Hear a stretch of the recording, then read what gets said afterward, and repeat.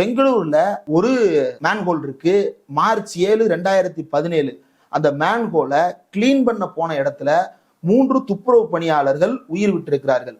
பொதுவா இந்த பிரைவேட்டுக்கு போகும்போதே பிரைவேட் அப்படின்னாலே என்ன நினைச்சிடறோம், டெக்னிக்கலி எக்யூப்டா இருப்பாங்க, ரொம்ப மாடர்னா இருப்பாங்க, அவங்களுடைய ஒர்க்கர்ஸ் ரொம்ப சானிடைஸ்டா இருப்பாங்க அப்படின்னு நினைப்போம். ஆனா இந்த ராம்கி என்கின்ற இந்த நிறுவனம் அங்க 3 துப்புரவு பணியாளர்களை எந்த விதமான பாதுகாப்பு உடைகளும் பாதுகாப்பு உபகரணங்களும் இல்லாமல் மலக்குழியில் இறக்கி 3 பேரும் இறங்கிய 15வது நொடி செத்து போனார்கள் அந்த குழியிலேயே. அந்த கான்ட்ராக்ட் எடுத்திருக்கக்கூடிய ரெட்டி என்கின்ற நபர் அப்ஸ்காண்ட் ஆயிடுறாரு.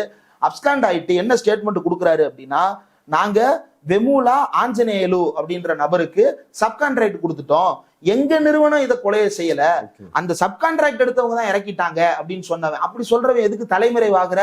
கோர்ட்ல போய் வாக்குமூலம் கொடுக்க வேண்டியதானே, காவல்துறையிட்ட சொல்ல வேண்டியதானே.